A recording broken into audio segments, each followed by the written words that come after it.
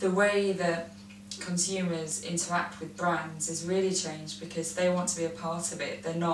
It's not the brand's telling me this and I do this, it's part of that process, and it means that that kind of brands can be led by consumers in a way, in a future facing way, which has not really happened too much before. I think as a big challenge, I think people always say to me, well, how can you speak to consumers and think about the future because they might not be able to visualise the future yet. I think that's always a challenge, but I think that's switching around a little bit, which is really interesting. Yeah, and it's very difficult for brands and retailers to tap into this. I think increasingly they're getting cleverer at it, but for a while they haven't really been able to suss it out.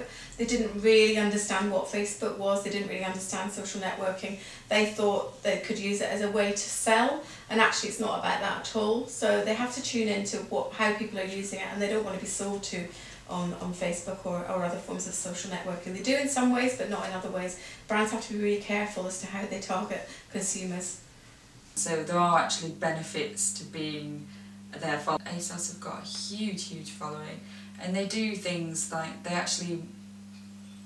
the way they speak to their Facebook fans or Twitter followers is really friendly, and I think they've got good intentions and they've got a great social media team.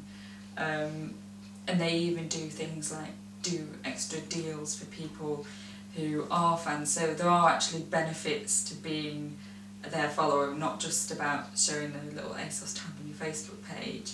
So I think they're doing it really well. So yeah, it's changed completely the way from the generation that I'm from, that it would all be about magazines, and now it's all about what your friends like, who likes what.